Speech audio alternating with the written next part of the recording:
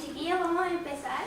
Bueno, para presentar a Víctor, él es sociólogo y magíster en Ciencias de la Modernidad de la Universidad de Chile.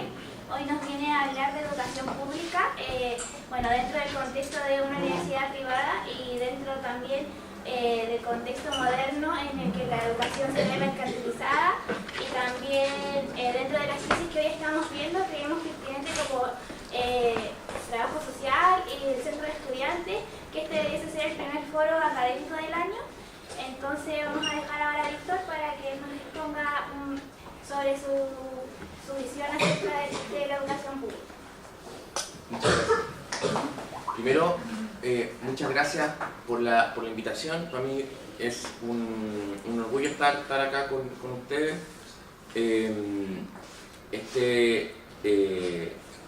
Yo algo conversaba con los organizadores antes, que la idea de la educación pública aparece mucho en consigna, pero parece ser como una suerte de consigna también media vacía, porque la mayoría de nosotros, en esto yo en parte me incluyo, aunque no totalmente, para la mayoría de nosotros y del país, la educación pública nunca la conocimos, ¿no?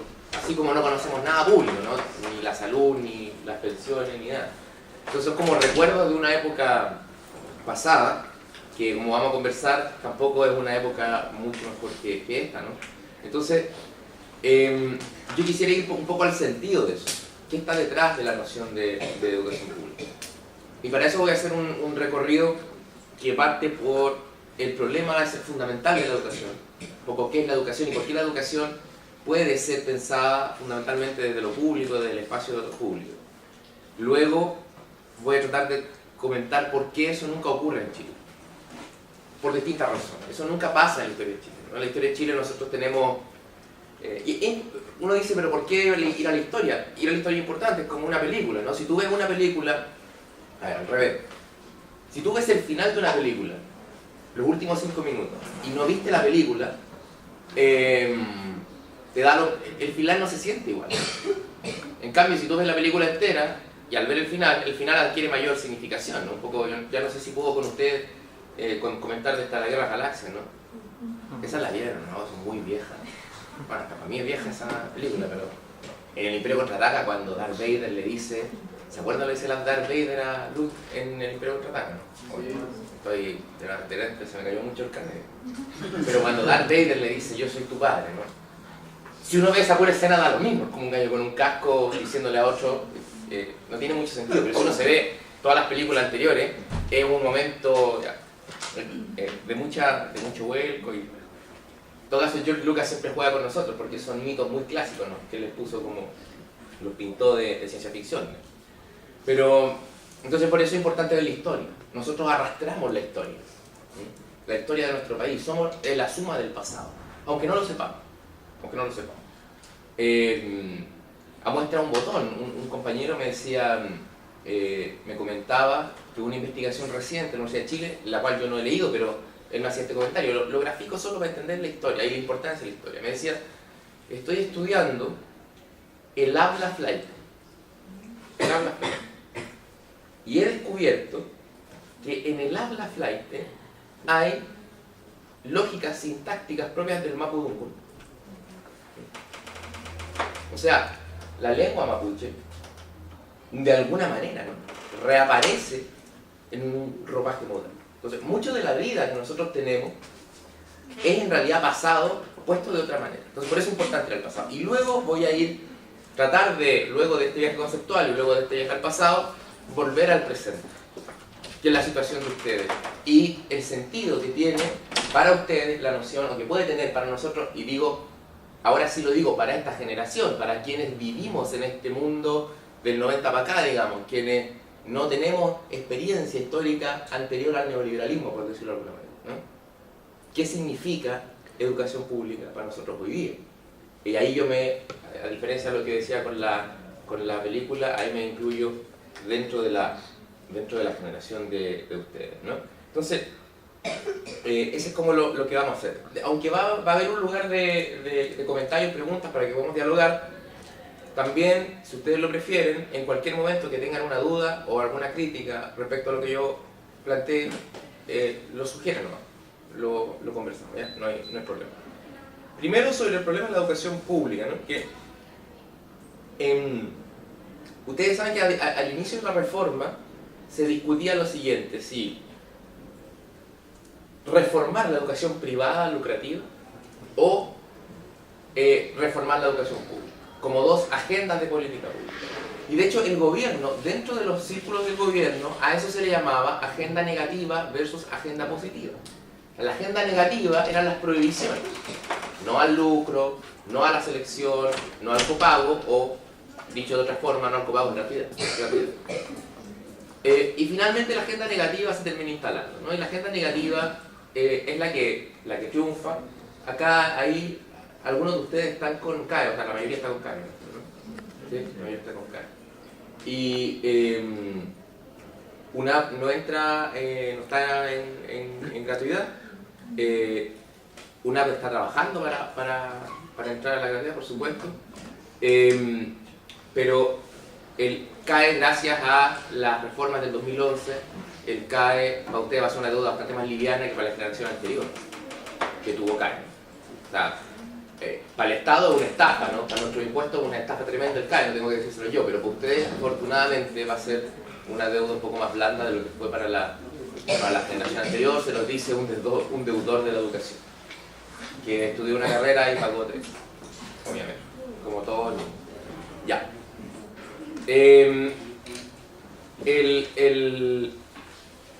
¿Por qué se parte por la agenda negativa? Entonces ellos tienen una explicación de por qué, hay un montón de explicaciones.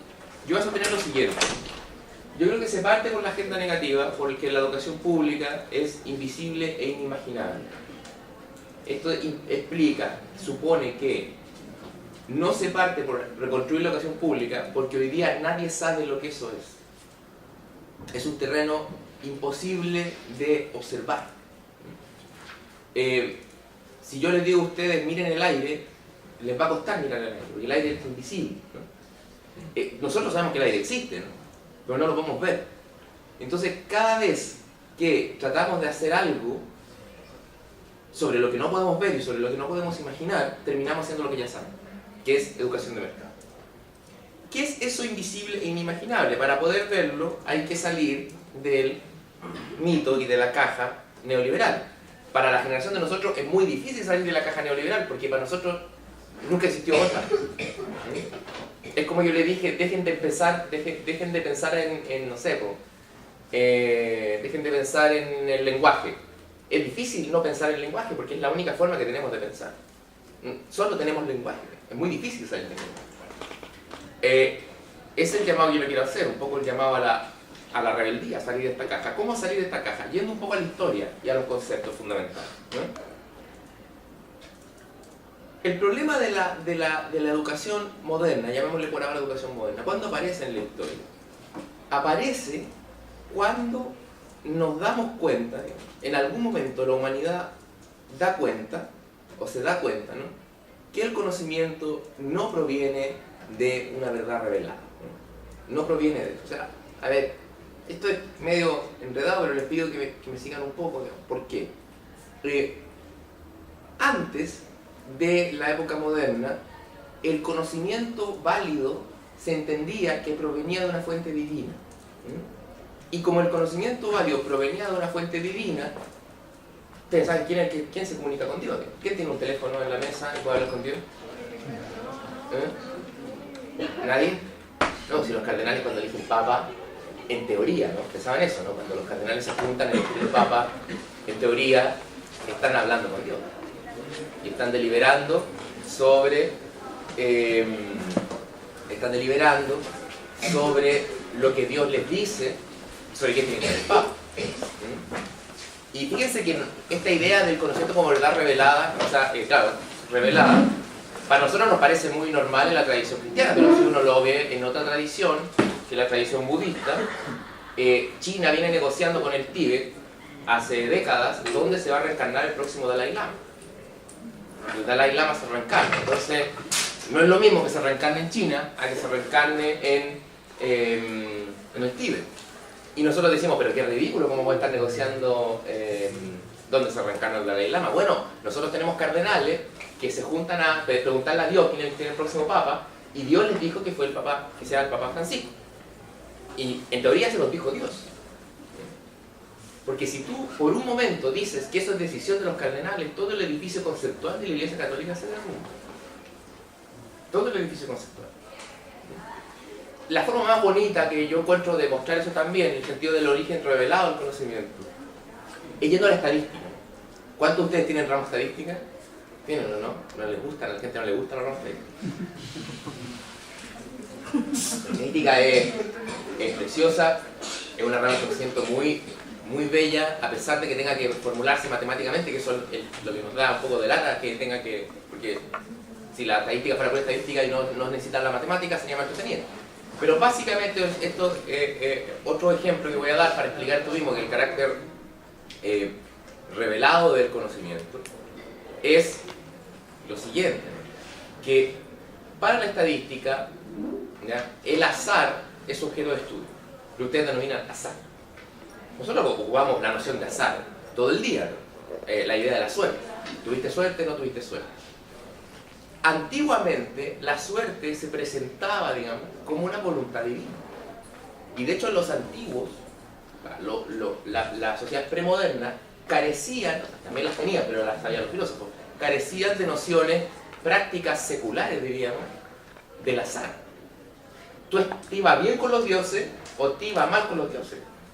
Estabas a espaldas de los dioses o los dioses te tenían en buena fortuna. La estadística se da cuenta que los resultados de los fenómenos que ellos llaman aleatorios no tienen que ver con la voluntad divina y por lo tanto los estudian. ¿Dónde está el asunto de la rebeldía? Solo dudando de si eso es voluntad divina, yo puedo hacerme la pregunta y observar otra cosa. Y entonces estudiarla desde una perspectiva en ese momento, digamos, pongámosle científica, no siempre científica, la mayoría de los grandes estadísticos en realidad eran contadores de cartas para juegos de azar, y lo hacían por ese sentido.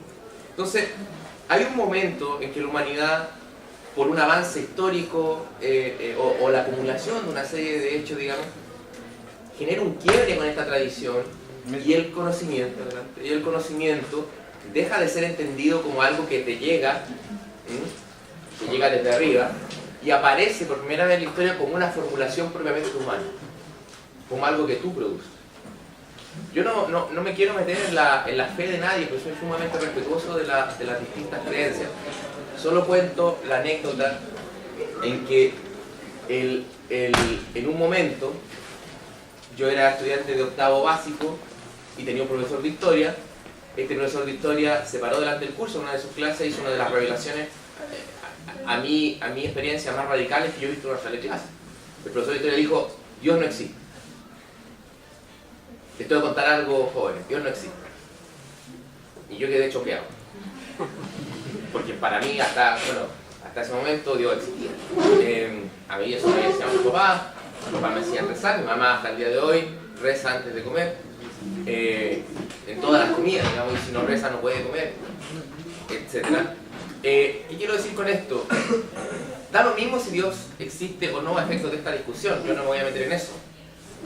Pero el hecho de dudar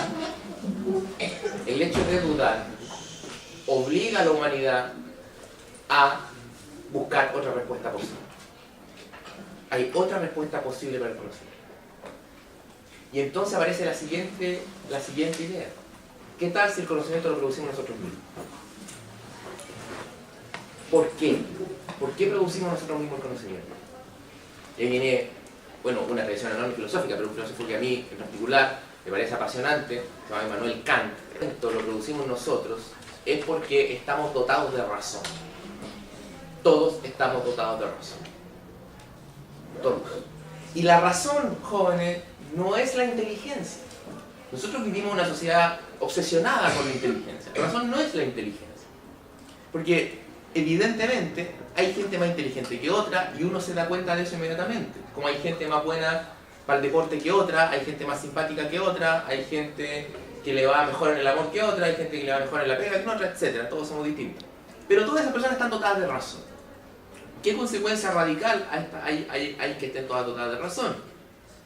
En que todas pueden participar de la creación del conocimiento, y de hecho todas participan.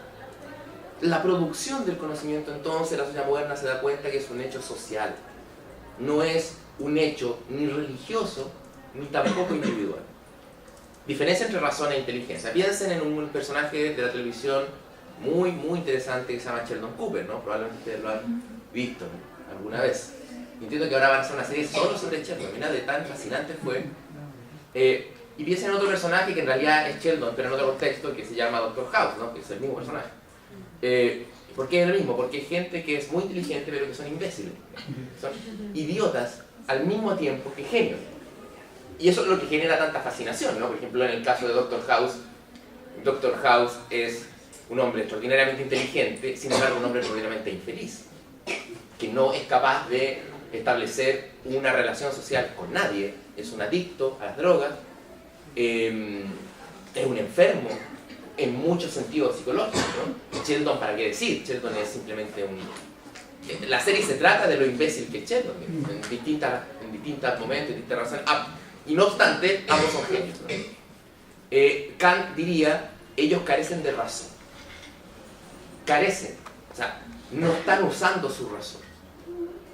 Porque su razón es un poder no solo intelectual, sino también, de alguna manera, es una fuerza moral, ética, la razón. Eso, si esto fuera pudiéramos hacer un curso de pensamiento moderno, yo hice un curso de pensamiento moderno en la universidad, el resultado hablaba bastante de esto, de la razón es una cualidad tanto moral como intelectual, ¿no?, al mismo tiempo, moral e intelectual. ¿Por qué es importante saber esto? Porque entonces, si estamos todos dotados de razón, no solo el conocimiento lo producimos nosotros, también la diferencia entre lo bueno y lo malo. Para la religión es fundamental que ustedes piensen que la diferencia entre lo bueno y lo malo es voluntad divina. ¿Quién le pasó las tablas a Moisés? Hay bonitas películas sobre eso, así que no tienen tiempo de leer la Biblia, que también es una lectura que yo recomendaría bastante, ¿no? Bueno, esta película sobre Moisés se ha hecho un montón de veces, creo que hay la última, ¿cuál es? De Russell Crowe, la última, pero obviamente la clásica es la de Charlton Heston, que espero que la vean algún día, en que él recibe las tablas de Dios y Dios escribe, talla directamente, digamos, con unos efectos especiales propios de los años, ¿de cuántos son? ¿Los 50, los 60? Entonces, Dios te dice que no matarás. Dios te dice, ¿no?, un montón de cosas. Entonces, la sociedad en algún momento dice, si todos estamos dotados de razón, entonces, lo bueno y lo útil, o sea, el conocimiento, la verdad y lo que es bueno, es creación nuestra. Eso es brutal, jóvenes. Eso es, nunca la humanidad fue la misma después de que llega ese... Porque eso da cuenta de lo siguiente, pasa lo siguiente con eso. Primero, la Iglesia empieza a perder sistemáticamente el poder de educar a la gente. Ya no es la Iglesia donde tú resuelves qué es lo bueno y cuál es el conocimiento de la humanidad. Y la sociedad produce una institución nueva para eso. Y esa institución es la educación. Y fíjense que la educación, ustedes pueden decir, ¿cuáles son los contenidos de la educación? La misma sociedad los formula. La misma sociedad los crea. ¿Y a quién en principio está dirigida toda la educación? A todos los seres humanos, porque todos los seres humanos tienen razón. Y acá surge el invento, que es un invento en que su origen histórico está en varias partes. A mí me gusta particularmente el origen que tiene la idea napoleónica del liceo, ¿no? O de la escuela pública. Y ahí surge la idea de la escuela universal. Educación universal. ¿Por qué? Porque todos tienen derecho a saber leer y escribir. Porque todos tenemos razón. ¿Y qué valores enseñar en la escuela? Los valores que la sociedad define.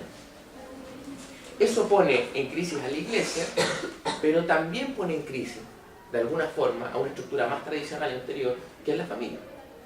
Porque la encargada en el mundo tradicional de mostrarte el mundo es tu familia. Cuando surge la educación pública, cuando surge la educación, la sociedad dice, mira, la familia está bien que exista. No obstante, yo voy a considerar a ese niño, al mismo tiempo que un hijo o una hija, un ciudadano. Por lo tanto, ese ciudadano provisto de razón, yo lo voy a educar. Con los valores de la sociedad, no con los valores de esa familia. Y eso es algo nuevo en la historia. Al grado de que eso se expresa en el derecho. O sea, si ustedes cuando el día de mañana tengan hijos, a lo mejor algunos de ustedes ya tienen hijos, pero si ustedes dijeran, yo no voy a mandar a mi hijo a la escuela porque no nomás, porque lo voy a enseñar yo en la casa y lo voy a enseñar mis valores. La sociedad les dice, no, te meten preso. Si tú no mandas a tu hijo al colegio, te pueden meter preso. Y el Estado dice, este niño, venga para acá, va a la escuela, esta niña va a la escuela. ¿Por qué? Porque es un sujeto dotado de razón y él tiene el derecho de recibir los conocimientos y los valores que la sociedad dictamina. Para mí este es el argumento fundamental de la educación pública. No está en el derecho de las familias de elegir la escuela de sus hijos, está en el derecho del hijo de recibir educación pública. Pónganse ustedes, ya no piensen como padres, piensen como hijos. Imagínate que te tocó tener papá Opus Dei. No es tu culpa. No es tu culpa tener papá Opus Dei. Pero cuando tú no tienes este concepto moderno de educación, que es lo que en Chile nunca pudo constituirse, tus papás deciden tu escuela. Y en tu colegio, durante toda tu vida, te dan valores Opus Dei. Y después tienes una universidad Opus Dei. Y cuando tú ya terminas tu universidad Opus Dei, tienes 25 años, ¿qué posibilidad tuviste de no ser Opus Dei? Ninguna. Eso es una restricción de libertad.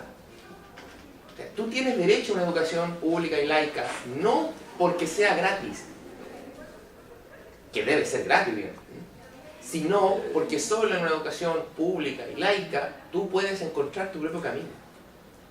Ustedes pueden encontrar su camino, el que quiera. El que quiera. Porque la sociedad les da la educación que la sociedad considera. Y eso no es una restricción de libertad, al contrario, es un ejercicio de libertad. Bueno, yo decía que esta idea de educación moderna progresivamente se va instalando y no es sencillo, no es simple.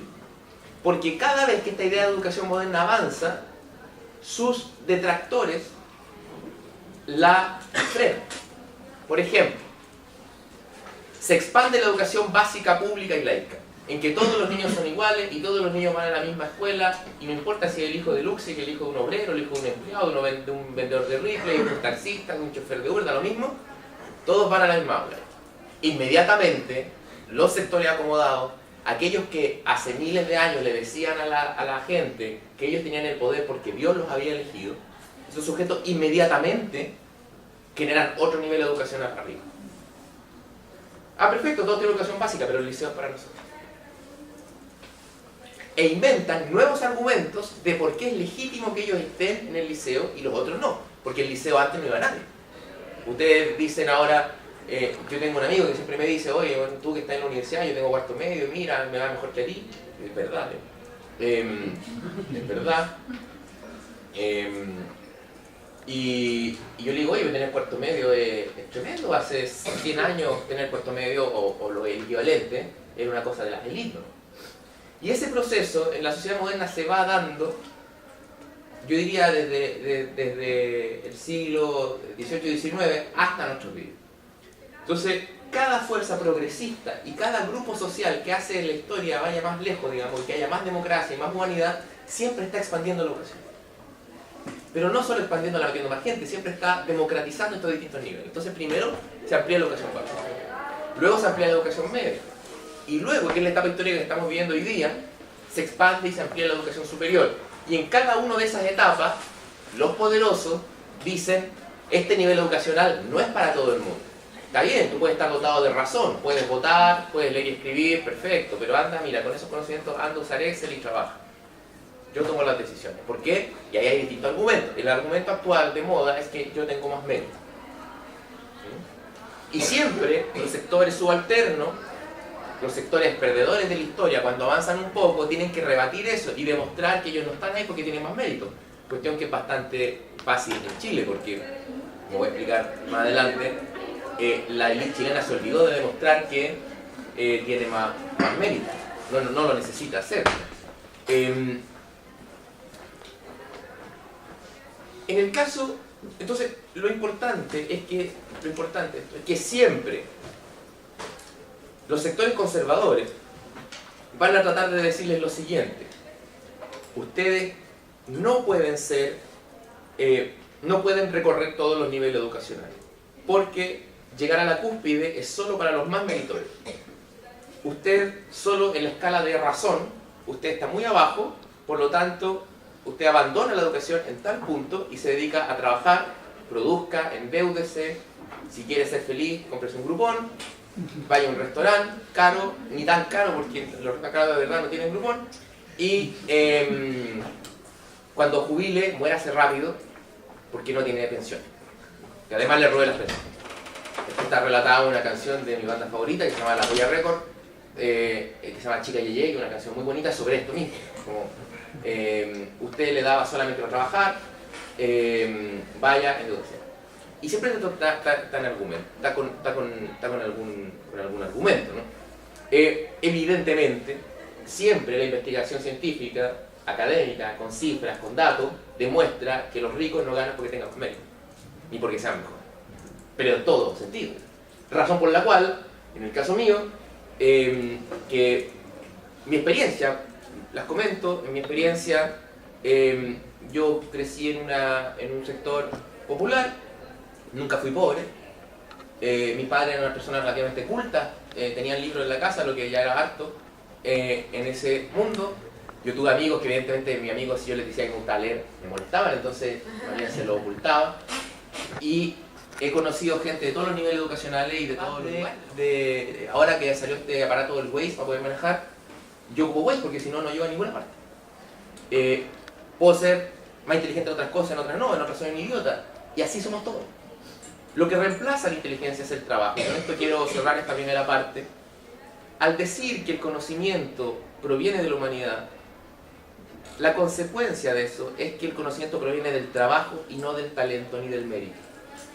El conocimiento proviene del trabajo social acumulado. Entonces, tú tienes dos imágenes en la cabeza. Puedo decirte algo fácil, la tabla del 2. ¿De dónde viene la tabla del 2? A alguien muy inteligente, como tipo Newton, se sentó y un día en vez de caer una manzana le cayó encima la tabla del 2. Eso no ocurrió así en la historia. La tabla del 2 es un lento acumular de experiencias sociales similares a cómo cambia el lenguaje. ¿Cómo cambia el lenguaje? Porque a veces usamos unas palabras y otras. Es un proceso en que participa toda la sociedad. La educación pública es la promesa de que esos conocimientos van a estar también a disposición de toda la sociedad. Si ustedes me lo preguntan a mí, la promesa de la educación pública tiene mucho que ver con la idea del socialismo, o ya para ponernos más con mi guagua, con las ideas originales del comunismo. ¿Por qué? Y esto no lo digo solo yo, un sociólogo muy importante que era Merton decía lo mismo, ¿no? Que la ciencia funciona con el comunismo. Porque ese saber y esas normas morales no son propiedad privada. Finalmente, el argumento conservador, hoy del mérito, ayer de la voluntad divina, es para legitimar que el saber sea propiedad privada.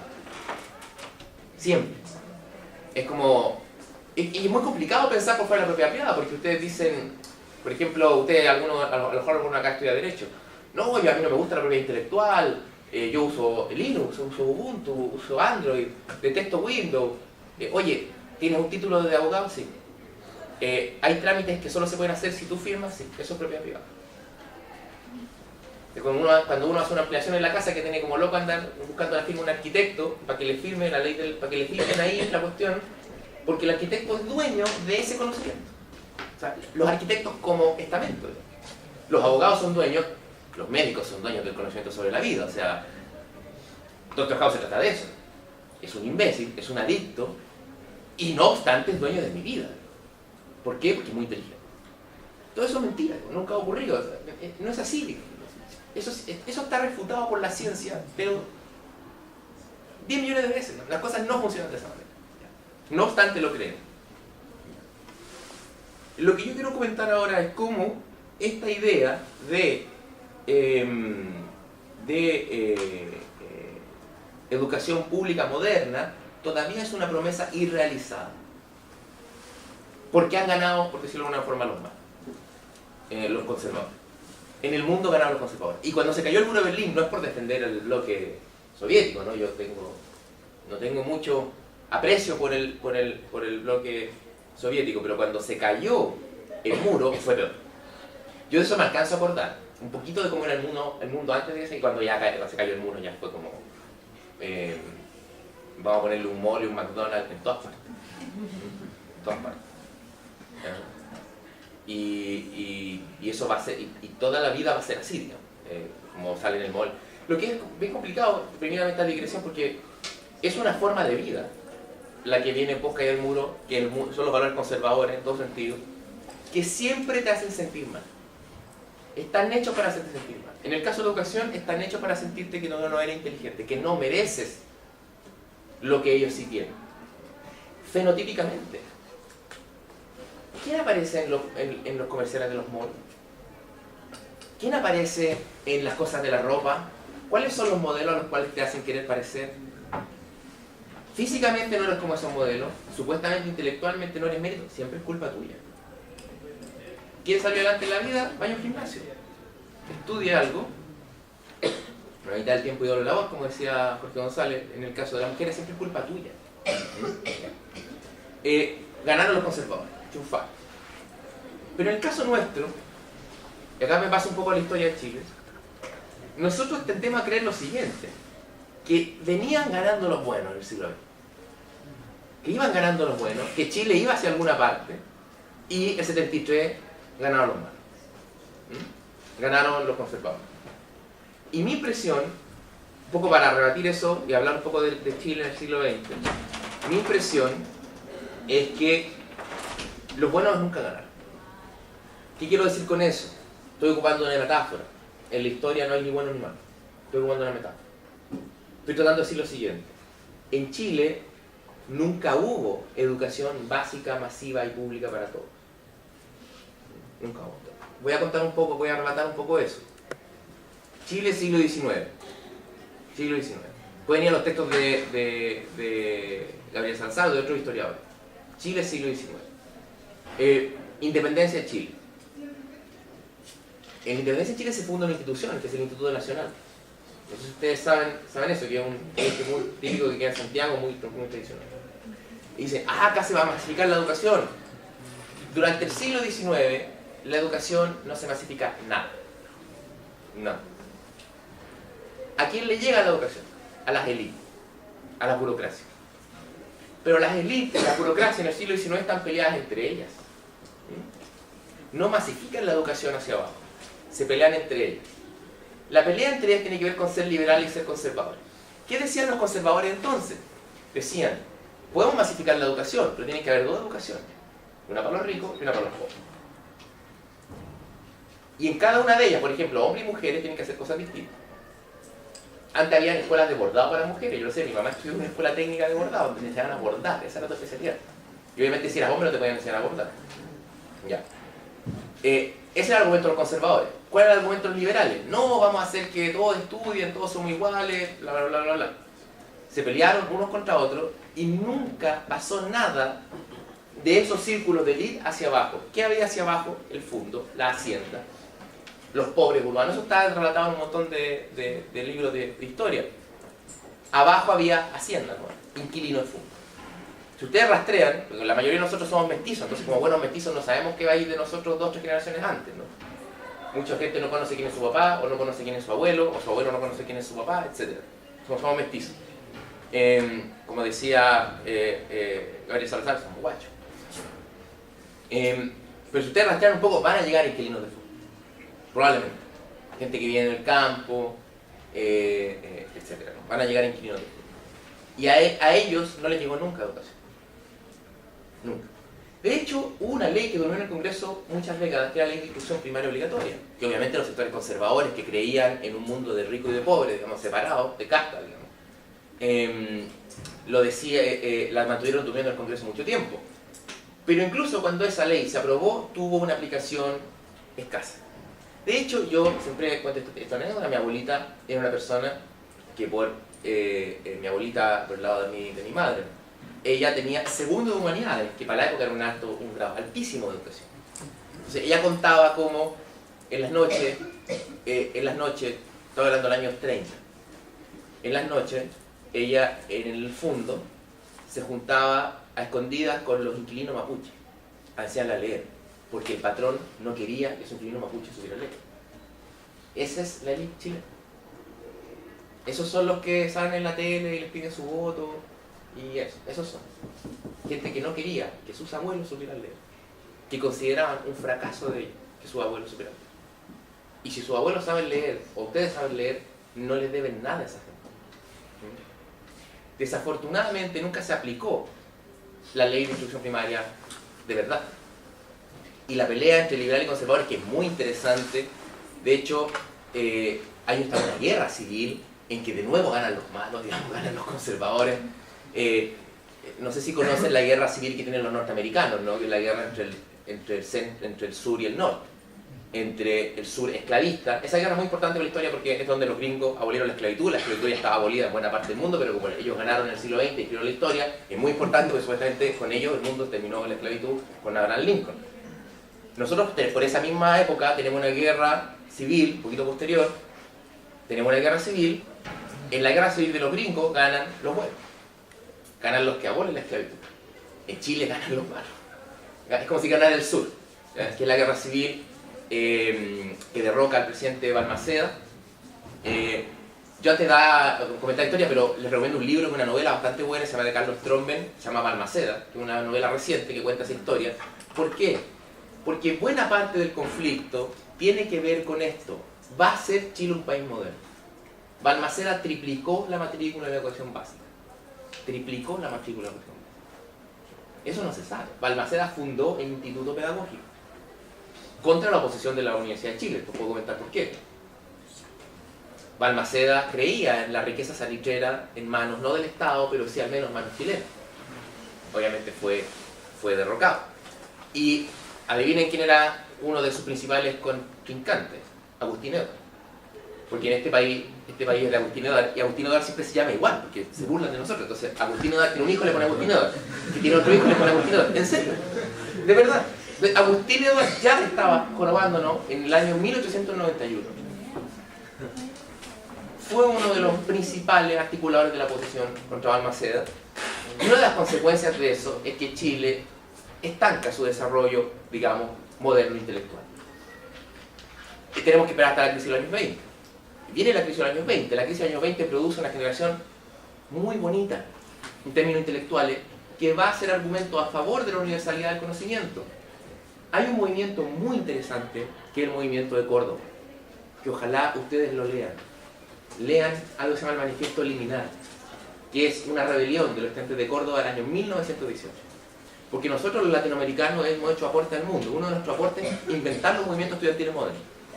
Ustedes están en el continente que inventó los movimientos estudiantiles modernos. Lean el Manifiesto Liminal de Córdoba, del año 1918, donde se hace este argumento. La sociedad moderna, todos tenemos razón, dejemos de servir a la oligarquía, dejemos de servir a los jesuitas, que eran los dueños de esa universidad, que es la Universidad Nacional de Córdoba. No obstante, la crisis del año 20, que en Chile produce figuras intelectualmente notables, produce, de hecho, los partidos políticos modernos. La crisis del año 20 produce el Partido Comunista, el Partido Socialista, luego, posteriormente, extentores de eso, que es la Falange, que es el origen del fascismo en España. En Chile se transforma en la democracia cristiana, diríamos su ala no tan de derecha, pero ambos tienen un origen falangista, que a su vez también viene de la crisis de los años 20. Bueno, tienen orígenes muy anteriores, por supuesto. Vuelven a perder los buenos. Y los buenos tienen que pactar con los malos, o las fuerzas de avanzada tienen que pactar con las fuerzas de conservación, y se genera lo que los sociólogos le llaman el estado de compromiso. Eso es los años 30. Viene el Frente Popular, Pedro Aguirre Cerda dice gobernar es educar. Pero eso es el discurso. No se expandió la educación. La educación de los años 30 siguió siendo básicamente la misma, que era antes. Entonces el desarrollo educacional chileno sigue en gran medida estancado hasta, más o menos, la crisis de los 60. Y tenemos que volver a esperar la crisis de los 60. Permítame que me detenga en la crisis de los 60 un poco. En la crisis de los 60, el problema es el siguiente. Chile parece ser, de discurso, un país moderno, democrático, con partidos políticos que funcionan, con un parlamento que funciona, pero es un país pobre, atrasado, y un porcentaje importante de su población sigue metida en la hacienda. Es un país pobre, muy pobre. En los años 60 Chile sigue siendo un país pobre como ustedes no se lo imaginan. Y eso igual es verdad, porque si es que el neoliberalismo tiene cierta solidez, porque el neoliberalismo siempre está diciendo todo el día, oye, si estás en el mall, vaya al McDonald's, tenías auto, hay viajado, te podías endeudar, tener una línea de crédito, sobregiro, etc. Tus papás, tu abuelo en los años 60 no tenían zapatos, y la típica historia de tu mamá o de su abuelo, ellos no tenían zapatos, tenían que caminar 10 kilómetros a la escuela, en el barro, bla, bla, bla, bla, bla, bla, y eso es verdad. Chile en los 60 es un país subdesarrollado, pero como habitualmente ocurre y como ha pasado en toda esta historia, Chile piensa que no es subdesarrollado y que es un país moderno. Nosotros somos un país pobre latinoamericano y creemos que somos europeos. Hasta, por ejemplo, vamos a Perú y decimos, oh, estos peruanos son todos negros. Nosotros también somos negros. No somos muy distintos, mírense al espejo, ¿no? Pero en el espejo nosotros nos vemos más blancos, en Europa, etc. Eso es propio de nuestra elite. Llega la crisis de los años 60 y en plena crisis de los años 60 ya este pacto tenso entre las fuerzas populares y de avanzada y las fuerzas de conservación se revierte. Porque el señor Edward no va a aguantar años. Aguantar una Balmaceda, no aguantar una Balmaceda, imagínense. Menos un caballero que dice que va a terminar con la propiedad privada de los medios de producción fundamentales. Pero entre el año 67 y el año 73 es cuando más cerca estuvimos de ser un país moderno. La matrícula de educación superior se triplica en ese periodo, lo que es una revolución, una verdadera revolución. La reforma educacional de Frei Montalva expande de manera aceleradísima la educación básica y luego la educación media, y moderniza la educación. Creo que Chile, me puedo equivocar, alguna vez leí estos números, hay un libro que edita Carlos Uneus, yo se lo recomiendo, donde sale un artículo de un sociólogo con el que yo trabajo, que se llama Cristian Beley, que él explora la reforma educacional de Frei Montalva. Déjenme que les hable un poco de esa reforma. Ustedes pueden decir, ¡ay, pero Allende era socialista, era comunista, Frei Montalva era...! La reforma de Frei Montalva y de Allende, y esto lo digo con total responsabilidad de haber estudiado eso en detalle, no son reformas socialistas. La ENU, Escuela Nacional Unificada, no es una reforma socialista, es una reforma que sus contenidos fundamentales está orientado según organismos internacionales. Es una reforma UNESCO, no es una reforma socialista, porque es una reforma de mínimos. Lo que dice la ENU es que todos los niños chilenos tienen que tener educación y tienen que tener las posibilidades de insertarse en el trabajo según sean sus aptitudes. Nada más. Después a alguien le puso una cosa así de compañero, y está bien. Y por ahí, digamos, alguien dijo, no, esto es el socialismo marxista y toda esa cuestión. No, no. Esto lo dice Iván Núñez, uno de los articuladores de la ENU, lo dice la investigación científica. Lean los libros de Iván Núñez, no el que anima el termómetro, otro Iván Núñez. Esa talla me la hicieron a mí mismo cuando yo no sabía quién era hace muchos años. Por eso la cuento.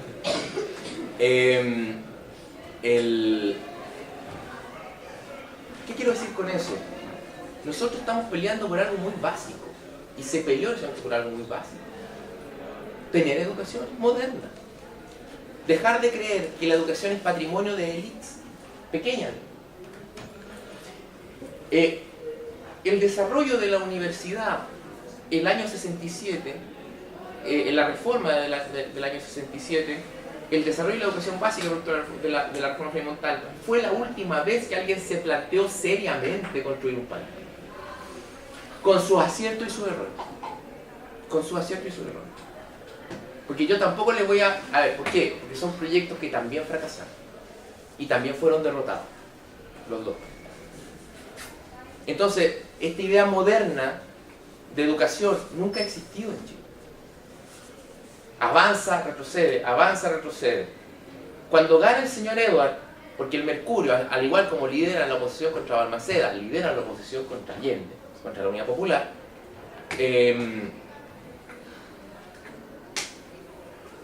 imagínense lo que significa que este país no puede autodeterminarse más allá de la voluntad de un puñado de familias. A veces cambian los apellidos. Edward era como el Luxig del siglo XIX, porque Edward del siglo XIX era nuevo, había llegado recién. Y no viene de la oligarquía castellano-vasca, que son los apellidos con R, que ahora yo me vine manejando de Santiago de todas las viñas. Hay un montón de viñas por acá, que son las viñas con hartas R. A eso les regalaron la tierra en la época de la encomienda. Y después vienen otros europeos, pero al final se terminan juntando. Y de hecho después en los 80 llegaron otros, después en los años 60 llegaron otros, y así se van mezclando, entonces hoy día...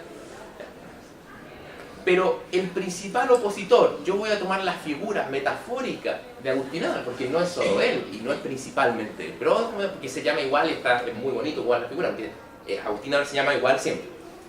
Agustín Edwards, como veamos como un Agustín Edwards cuarto, quinto. Vean el documental que se llama El Diario de Agustín, está en YouTube. Nunca lo van a ver en televisión abierta, pero ni en Netflix tampoco. Ya. Y ustedes llegan entonces a la historia de ustedes. Lleguemos al presente, hablemos un poco del presente. ¿Qué ocurre en los años 80? Bueno, no sé si ocupan la idea de retroexcavadora. Los sectores conservadores dicen algo muy simple: apliquémosle retroexcavadora al siglo XX. Todo lo que avanzaron para atrás. Y eso se combina con un poco de neoliberalismo, que en educación escolar es alto neoliberalismo, pero fíjense que en educación superior no es mucho neoliberalismo. ¿Qué es lo que hace esta gente en el año 80? Reinstala la idea de que la universidad es para la élite. Reinstala la idea de que la universidad solo es para las élites, para ellos. Las masas tienen que estudiar en instituto profesional y centro de formación técnica. Y en las élites, en una esfera pequeña de universidad, no hay lucro, ojo, no hay lucro, pero sí va a haber competencia y sí va a haber pago de arancel. Porque si ustedes no pagan su arancel, supuestamente, si la educación fuera gratuita, ustedes estarían estudiando para siempre. Seríamos flojos y nunca querríamos terminar nuestras carreras. Eso no tiene ninguna demostración científica en ninguna parte, empírica. Es una creencia, ¿no? Sí. Es una cuestión de fe. Reinstalan eso. No obstante, no resultó como esperaba. No resultó como esperaba. Y ahí viene la generación de ustedes. Ahí viene la generación. Porque ¿qué es lo que termina pasando en Chile? La educación vuelve a ser una responsabilidad individual de la familia. Pero esta vez no se la ofrece la iglesia. No hay una relación iglesia-familia, como había originalmente, sino que hay una relación familia-mercado. Y la iglesia es una parte de ese mercado, una parte importante, joven. No hay que desconocerlo. Hoy nosotros estamos sacando estos números, entre paréntesis estamos escribiendo un libro en la Fundación Nodo 21 sobre estas cosas, y estamos buscando antecedentes, pero probablemente tengamos más educación católica hoy que hace 100 años, en términos relativos. Más gente estudia en instituciones católicas hoy que hace 100 años. Y la sociedad chilena es mucho menos católica hoy que hace 100 años. Pero mucho menos. Mucho menos. Yo fui de una familia, a mí me llevan a misa de chico. Hoy día la gente que va a misa mucho menos.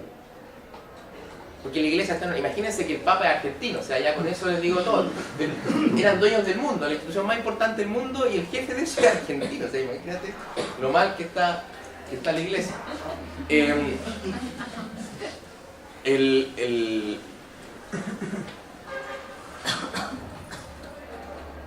Se devuelve, y hay lo que quiero decir, ahí hay una reversión que pone en duda el descubrimiento prístino, fundamental, de la sociedad moderna, que es que todos somos seres dotados de razón, y por lo tanto todos tenemos derecho a una educación igualitaria.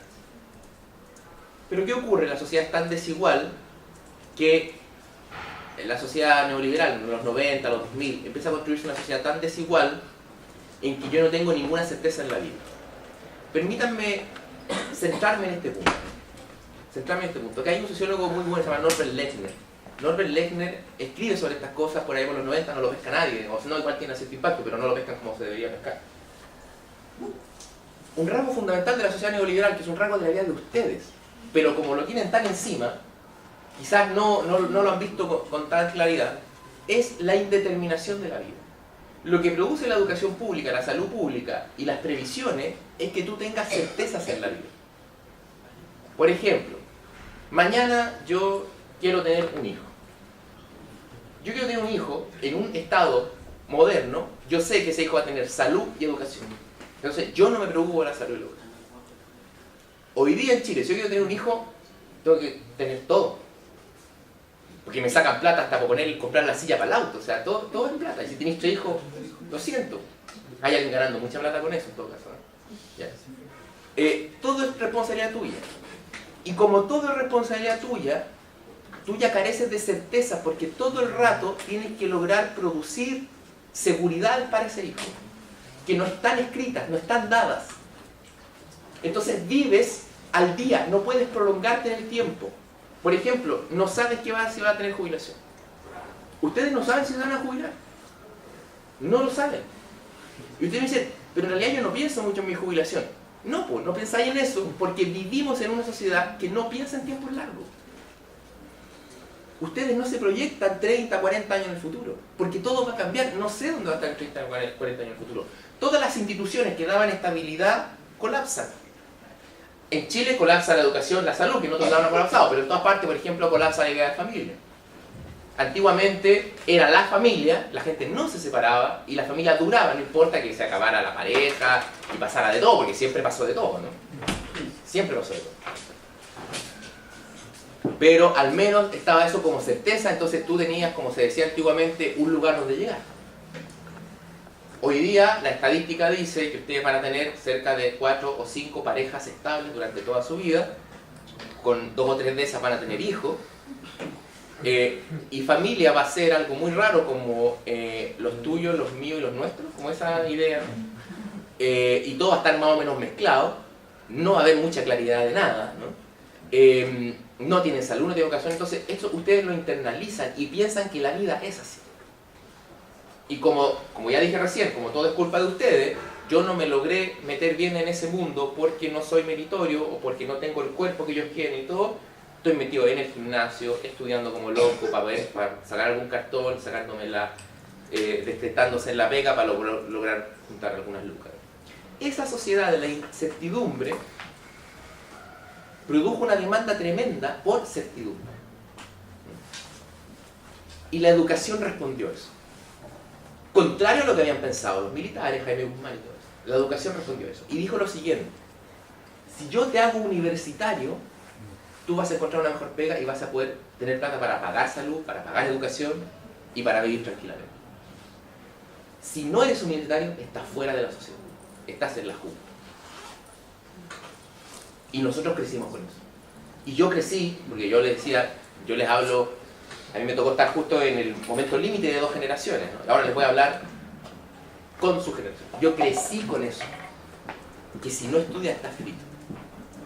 Es muy interesante porque los académicos que estudian la igualdad, la relación entre igualdad y educación, dicen lo siguiente: oye, pero si la educación reproduce las desigualdades, la educación reproduce las desigualdades, entonces ¿para qué están como tontos estudiando? Y uno dice, es que si no estudio estoy jodido.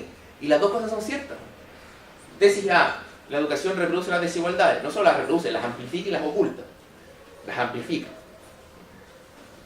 Tesis B: si no estudio estoy frito. Son las dos ciertas. Estamos obligados a estudiar. Razón por la cual en lo que yo más he gastado plata en mi vida en educación.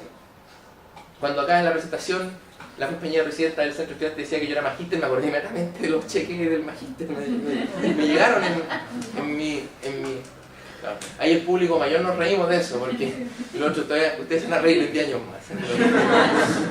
Y ahí me empecé a acordar. Es doloroso, y las deudas, y pagar, es complicado. Todos vivimos con las tarjetas reventadas, por supuesto, así se vive en Chile. La universidad respondió a esa certeza. Entonces, ustedes tienen en el cuerpo, nosotros tenemos en el cuerpo, la incerteza, la necesidad de ser universitario, a toda costa, digamos, y la certeza de que en eso estamos solos, que nadie te va a ayudar. Nadie te ayuda. Tienes que rascarte con tus propias uñas. A veces no sabes muy bien por qué estás estudiando, pero tienes que estudiar. La sociedad te obliga a estudiar. Si no estudias, estás frito, insisto. ¿Cómo reacciona el sistema de educación superior? Y ahí, el sistema que se creó hasta el año 73, de alguna forma pone pausa. Pone pausa. Sigue creciendo vegetativamente, pero pone pausa. Y siguen entrando ahí la gente que seguía entrando y que iba entrando siempre, que es, yo le llamo el sistema mixto histórico, que es el sistema educacional antiguo que había. Y ese sistema educacional funciona más o menos de la siguiente manera. Había educación básica, más o menos para todos. Y la diferenciación empezaba en la media, y en la media tú elegías técnico profesional o científico humanista. Cuando tú elegías científico humanista, que es lo que hacía la mayoría, o buena parte, hoy día es como 2/3, científico humanista, sobre esto escribieron los prisioneros, hay varios que son sobre eso. Bien, elegí científico humanista, después nada. Hay los que son. Científico humanista tú tenías que llegar a la universidad. Pero a la universidad llegaba, entre comillas, el que tenía talento.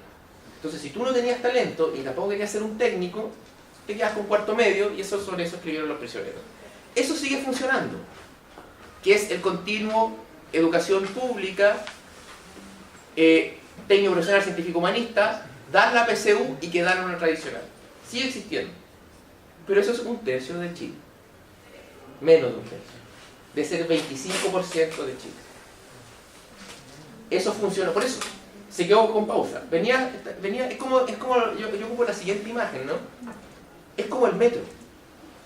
Han ido a Santiago andando a metro, ¿no? Ya, está el metro línea 1. El metro línea 1 es bonito, setentero. Pero eso quedó en pausa. ¿Y quién hizo el metro después? Los gobiernos actuales. Y ese metro después es distinto. Pero no es el mismo metro. No es el mismo metro. Es otro metro. Más chiquitito, más ruidoso, más feíto. Es otro metro. Ya. Acá, en la educación, pasó lo siguiente. La universidad pública, moderna, de investigación, puso pausa. En otros países, fue esa universidad la que metió más gente. Eso pasó en todo el mundo, menos en Chile. O sea, por ejemplo, Universidad de Buenos Aires, pública, no tiene PSU. Entra todo el que quiere. No egresa poca gente, se matan después. O sea, entran 300 en un curso, terminan egresando 3. Pero entran. Entran. ¿Ya? Acá eso no ocurre, porque tú tienes PSU. Eso queda con pausa y queda con un cinturón de protector, que es PSU. Y ahí estudian los sectores medios tradicionales. Pero esta cuestión sigue creciendo. Porque hay que estudiar.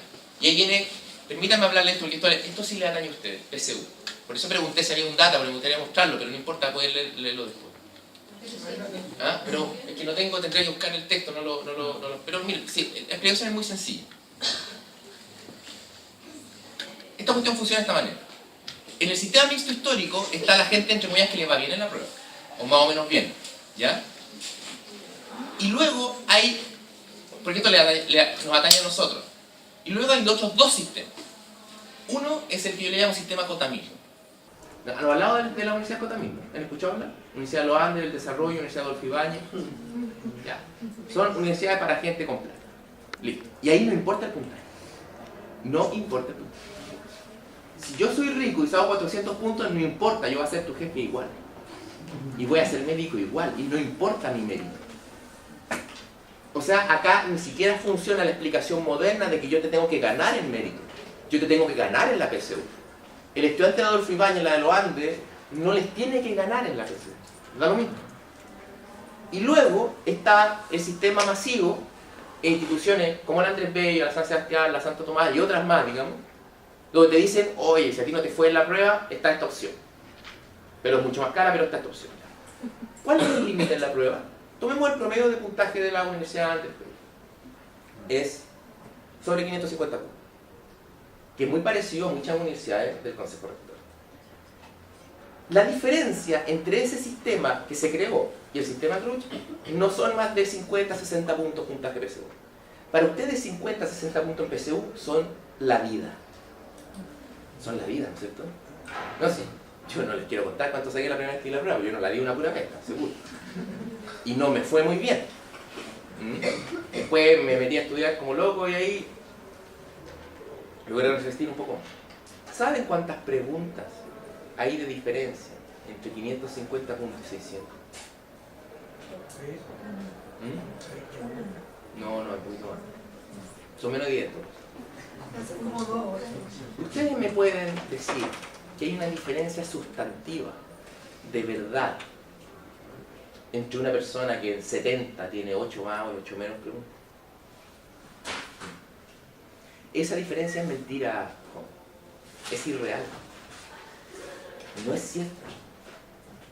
No, ustedes no son ni más ni menos que los estudiantes de la Universidad de Valparaíso, ni más ni menos. Yo no estoy diciendo que no haya ninguna diferencia, la que uno sea para nada y que el que sacó 300 puntos igual al que sacó 800, no, estoy diciendo eso. Estoy diciendo que en puntajes que están dentro de lo que se llama en estadística una desviación estándar, que en PSU es 100, no hay mayor diferencia. No hay mayor diferencia. Pero entonces, ¿cómo es tan distinto y es tan cruda el relato que hace la sociedad de esto?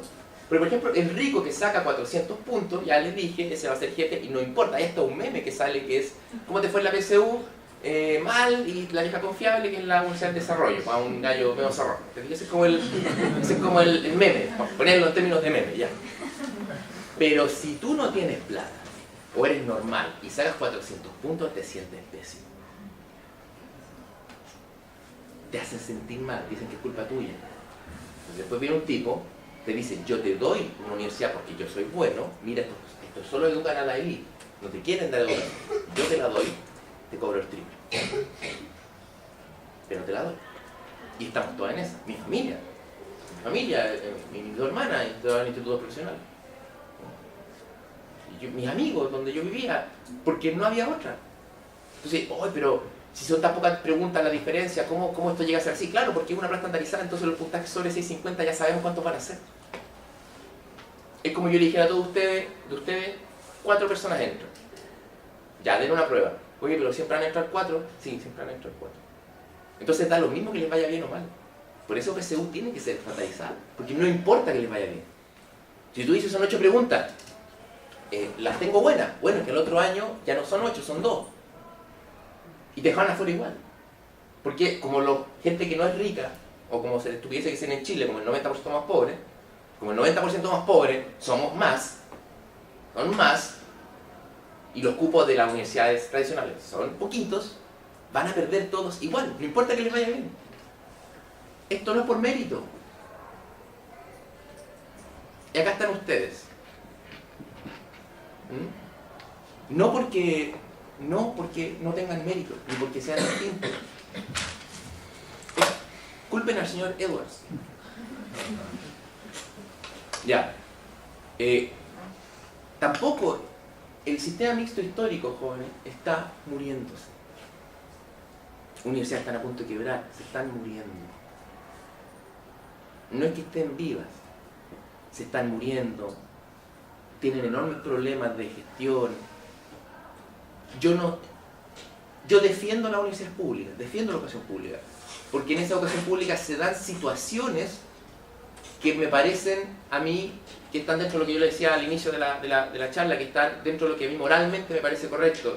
Por ejemplo, que un profesor me pueda decir que Dios no existe.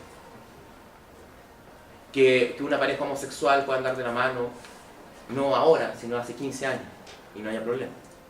Yo defiendo eso de la educación pública, lo aprecio. Pero la educación pública esa no la regalaron, fue producto de un proceso de lucha social. De lucha. Y mi papá, yo cuento la historia de mi papá porque es la que yo tengo cerca. Mis papás lograron estudiar porque se expandió la educación técnica, producto de las luchas sociales, producto de las luchas populares. Nadie les regaló nada. A nosotros nadie nos ha regalado nada nunca. Si nosotros no trabajamos el domingo, si tienen pase escolar, eso me tocó vivirlo a mí. Ustedes tienen pase escolar. Yo fui parte de esas marchas, eso me llena de orgullo también, que devolvieron el pase escolar al Estado. Y eso generó la tarjeta nacional estudiantil. No es regalo. Entonces, con eso voy de nuevo a ustedes. Ustedes tienen, por decirlo una, dos posibilidades como generación. O sucumbir al presente y ser lo que el presente les dice que digan, sentirse mal, sentir que no son meritorios, pelear simplemente porque les paguen esta universidad, para que sea gratis, para que les paguen esta universidad, y ser y hacer política como este sistema te dice que es hacer política, que es postularte a cargo y ser cool, ser bacán, ser, no sé cómo se dice ahora, ser, no sé, lo que sea. O pueden mirar un poco la historia, ver lo que está detrás de ustedes, y yo creo que el análogo, para ponerlo en estos términos, ¿no?, que hay ustedes, es con el viejo movimiento obrero chileno que logró la nacionalización del cobre. Ustedes tienen la misión de lograr que la educación sea pública, de producir eso, porque se lo deben a su historia, a lo que son, a sus papás, a sus abuelos, de lograr realizar esa promesa que Chile nunca ha podido realizar. Eso no se va a hacer de un día, de un día para otro. La nacionalización del cobre no ocurrió de un día para otro. Lo mejor de la historia y yo recuerdo esto siempre porque me cae un poco en la historia que yo viví. Yo soy del norte, soy de un campamento minero que se llama El Salvador, que probablemente deje de existir pronto. Los viejos contaban que en la época de los gringos, porque eso lo pusieron los gringos, porque el cobre era gringo, había más plata. Había más plata. Pero fue la conciencia social y política del movimiento obrero chileno que lo llevó a luchar por la nacionalización del cobre y que esa riqueza fuera para toda la gente. Y a pesar de la huelga del año 72 en el Teniente, esa misma conciencia social y política de la clase obrera chilena hizo que en todas las divisiones de Codelco no se votara a favor de la huelga y se siguiera trabajando para defender al gobierno de la Unidad Popular. Al proceso que estaba ocurriendo ahí, que era un proceso de construcción de una sociedad, en mi opinión, por primera vez en su historia, en que la gente no se sentía mal por ser lo inteligente que era y por el color de piel que tenía. La historia más bonita, Lupe, que a mí me cuentan los viejos, es en esa época no nos sentíamos mal por ser negros. No, por primera vez el pueblo chileno se sintió orgulloso de ser lo que era. Orgulloso de ser ustedes, nosotros lo que somos.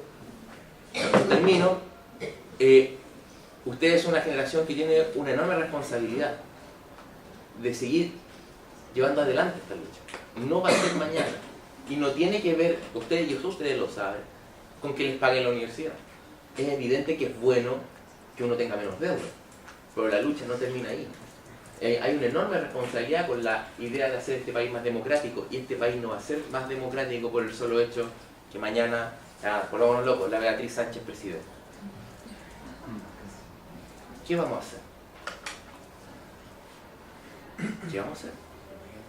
Si la transformación ocurre en los espacios de base de la sociedad, no se decreta desde arriba. Entonces yo termino más bien mostrándoles esta historia para que conversemos, ¿no?, de la importancia que tiene lo que ustedes pueden hacer en esta institución. Y en su lucha, en la necesidad de democratizarla, por ejemplo, de que esta cuestión no puede hacer lo que Loret se le ocurra, que ustedes no son cuestiones que apretar para sacarles plata, que son estudiantes que merecen educación, que merecen participación, que esto de verdad se construya como una universidad. Eso es un proceso muy lento, y eso es hacer esta institución una institución pública, de a poco. Y es muy distinta de la lucha que tiene que hacer un estudiante de la Universidad de Valparaíso, la Universidad de Chile, para que esa institución sea pública, porque esa institución perdió su carácter público y se transformó en un cinturón protector de ciertos sectores.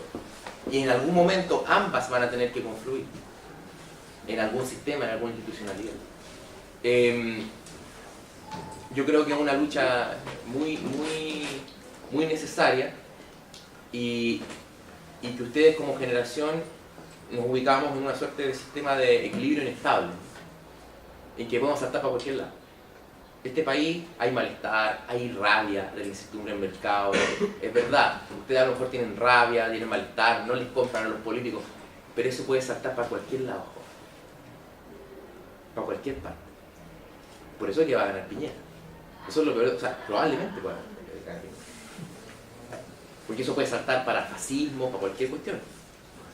Depende de las fuerzas sociales, de la organización que ustedes se den, del trabajo, de la transformación que logren impulsar, hacia dónde va este proceso histórico.